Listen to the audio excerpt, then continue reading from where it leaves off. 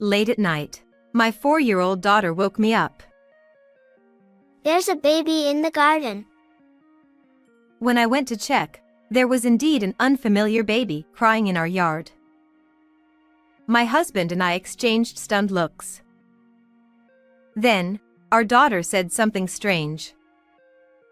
This baby is saying she's my sister. Yay! Beside our daughter, who was beaming with joy, my husband turned pale and started sweating profusely. I didn't miss that. Could this possibly be?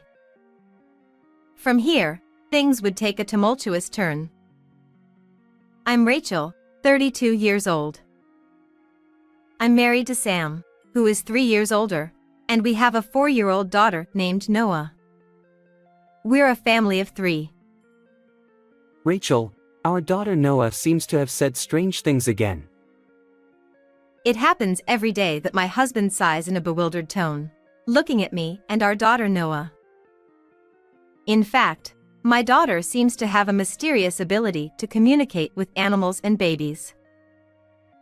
At first, I didn't believe it either, but it seems too coincidental to dismiss.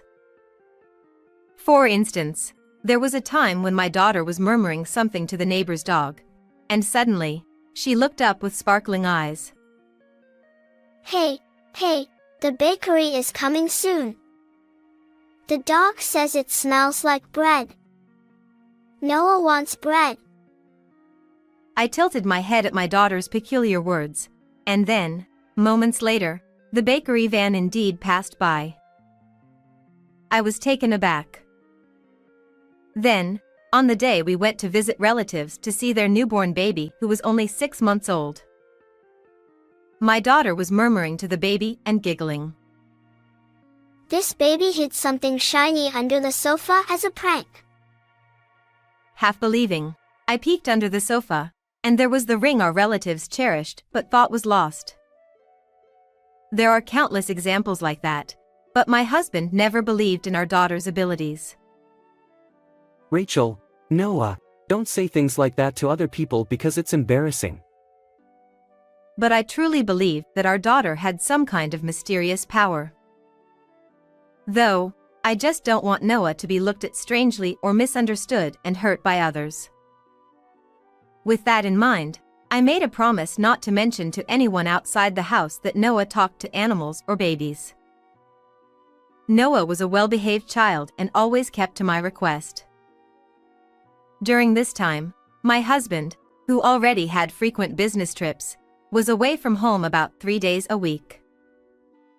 As a result, I found myself mostly raising our energetic daughter on my own while juggling work. It was honestly quite challenging, but whenever my husband was home, I made an effort to ensure he could relax and unwind. The beginning of the matter was a year ago. One day, out of the blue, $5,000 was withdrawn from our joint account. It was the money we had saved for our daughter's education. I was shocked and I confronted my husband when he returned home from work. "Hey, Sam. What did you spend our important money on?"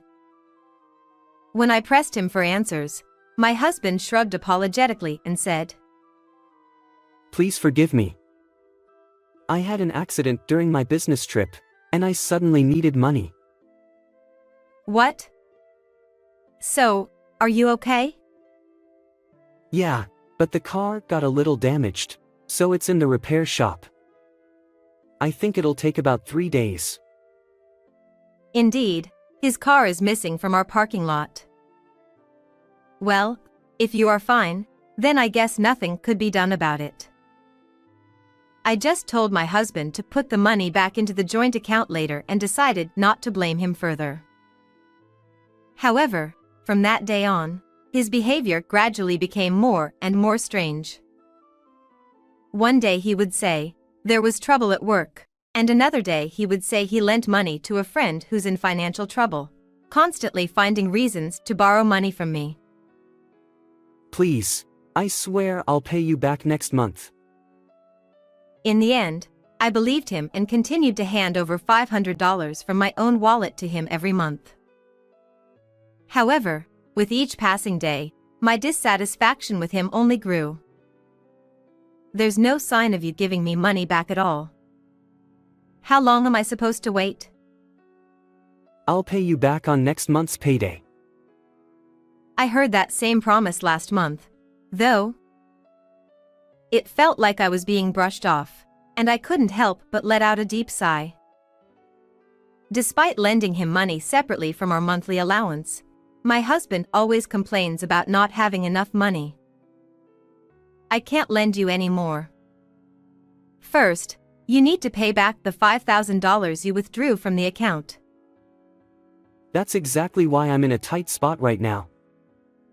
If I can't borrow from you, I'll have to borrow from a consumer finance company. Wait, are you kidding me? I was told like this, unable to refuse. I reluctantly had to take out money from my own wallet again. This is getting really suspicious. There's no way there are work troubles every month, or that friends keep needing money. The distrust towards my husband gradually grew stronger, and I sometimes felt stomach pains from stress. One late night, during those days of hardship. Mom, wake up. There's a baby in the garden. No way, Noah. You must be dreaming. I tried to go back to sleep, but my daughter persistently shook me. What's going on? Stop making noise. My husband, who had been peacefully sleeping, grumpily scolded Noah, but then we clearly heard the sound of a baby crying. Wha? No way. Could it be a neighbor's baby? I'm telling you, there's a baby in the garden. We have to go quickly. With that, our daughter dashed out of the bedroom.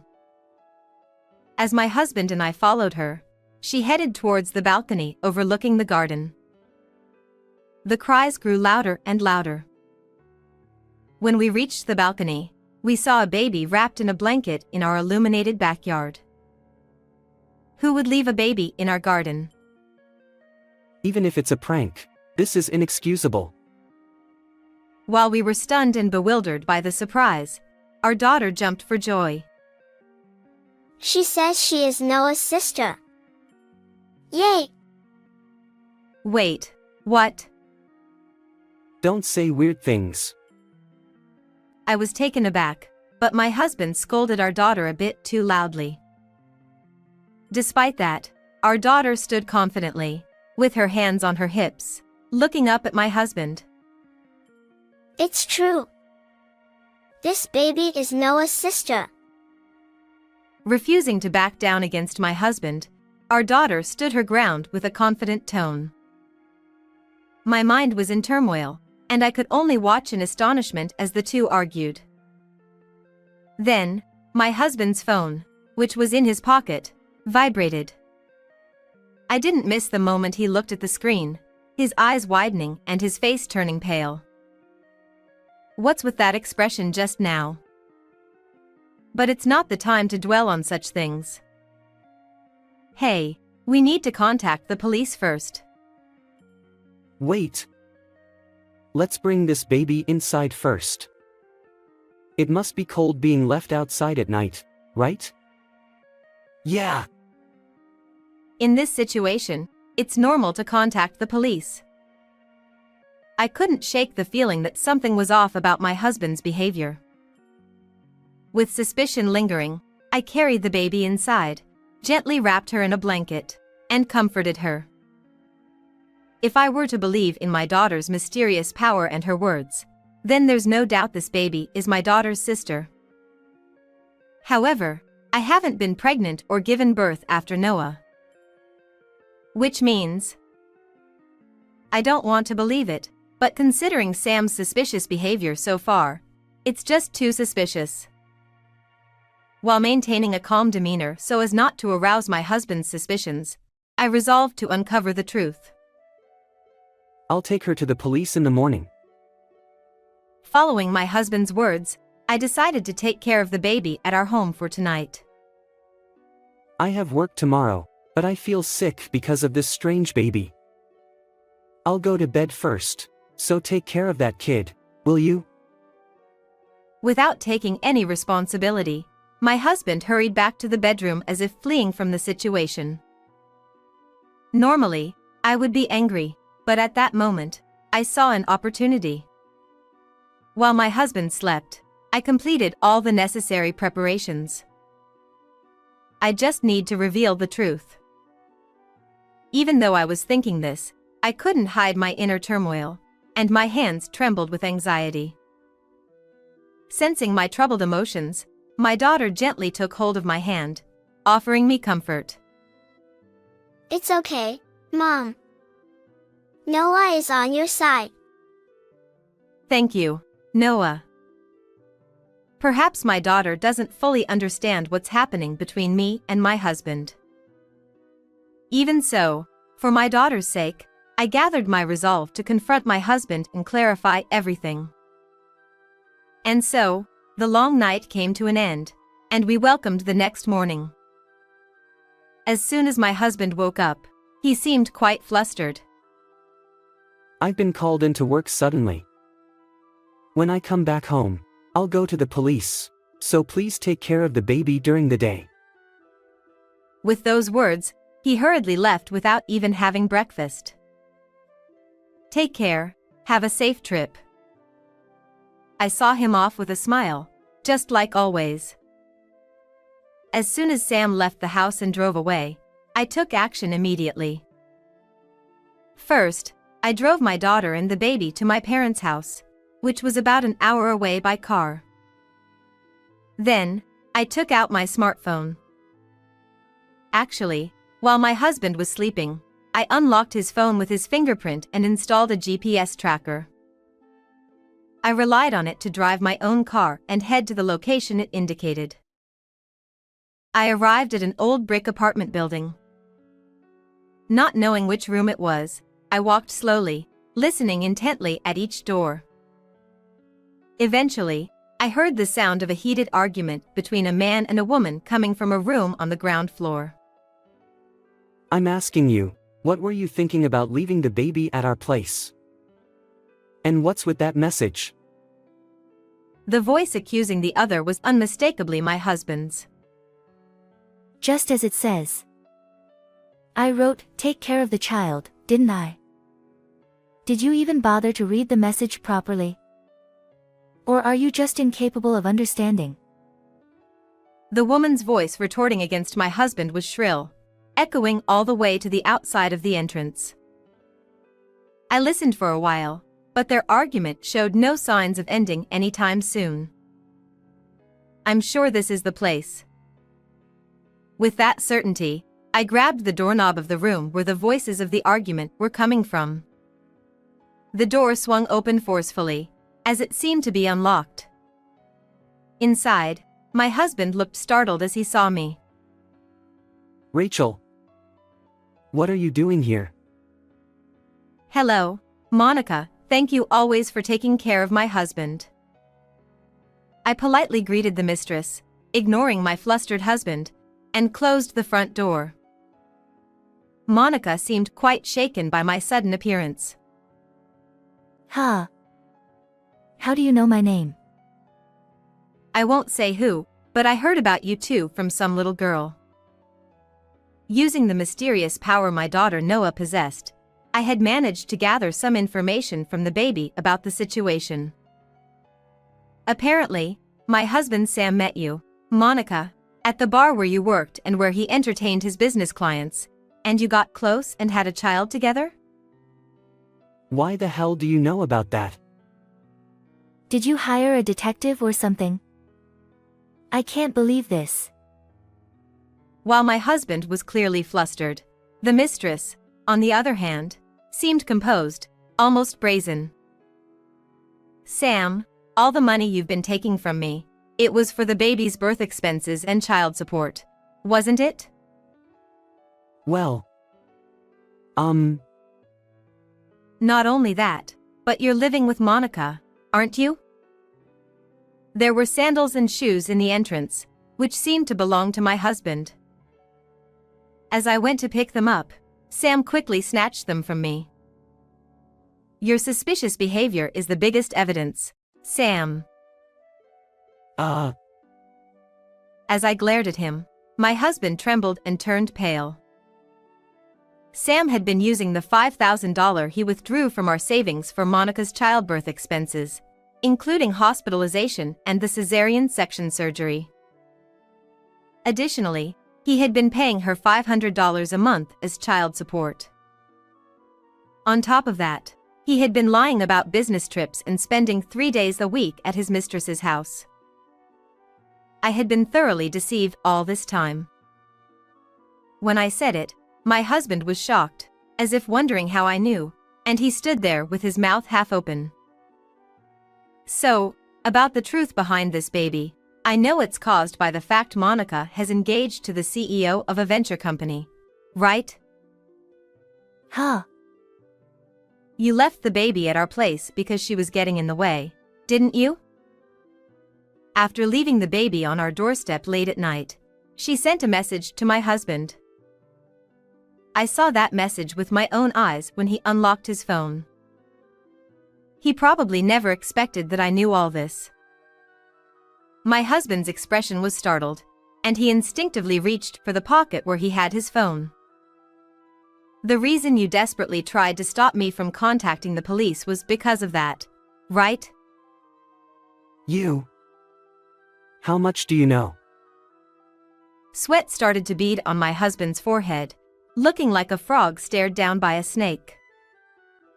Amidst this, the mistress began glancing at her watch repeatedly.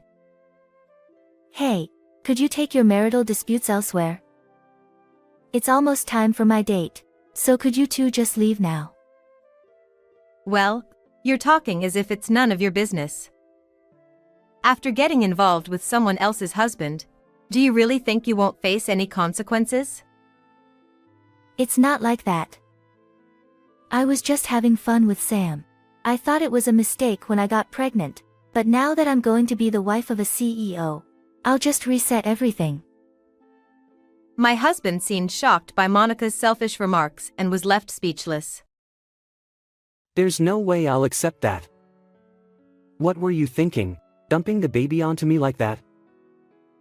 Shut up. Besides, it's your fault for getting me pregnant in the first place. Come on, hurry up and put on your shoes. Monica continued to push my husband without any hesitation. You are the father, so he should take responsibility and raise the child. Your daughter at home will be happy to have a little sister, won't she? As a parent with a daughter of my own, I couldn't forgive such remarks, and I found myself clenching my fists tightly. At that moment, I considered slapping this woman, but then I heard the sound of a car engine. I opened the door and looked out onto the road, where a luxury car was approaching the apartment. The car pulled up right next to the apartment. Monica, I came to pick you up since you didn't show up at our meeting spot. A man said as he stepped out of the car. Oh no, you're already here. Judging by the mistress's panicked reaction, this man must be her new fiancé, the CEO of the venture company.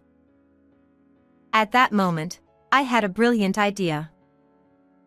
Nice to meet you. Actually, my husband has been taken care of by Monica. I spoke loudly and cheerfully, and the fiancé seemed bewildered. Huh? Oh, really? While Monica tried to stop me in a panic, still trying to put on her shoes, I quickly approached the man. Actually, last night, Monica left a baby born between her and my husband in our backyard. So, that's why I came to hear the situation with my husband. Before Monica, who had rushed over, could cover my mouth, I blurted out the truth. The fiancé was surprised. Huh? I heard Monica was single. He looked at her with suspicion. That's a lie. Everything this woman says is nonsense, so don't believe her. Monica desperately tried to make excuses while sweating profusely, but the CEO of the venture company wanted to hear the details, so I told everything I knew. During this time, Monica tried to deceive somehow, but I managed to overpower her and reveal everything. The man then said, What kind of woman are you? And then to Monica, I don't want a liar like you.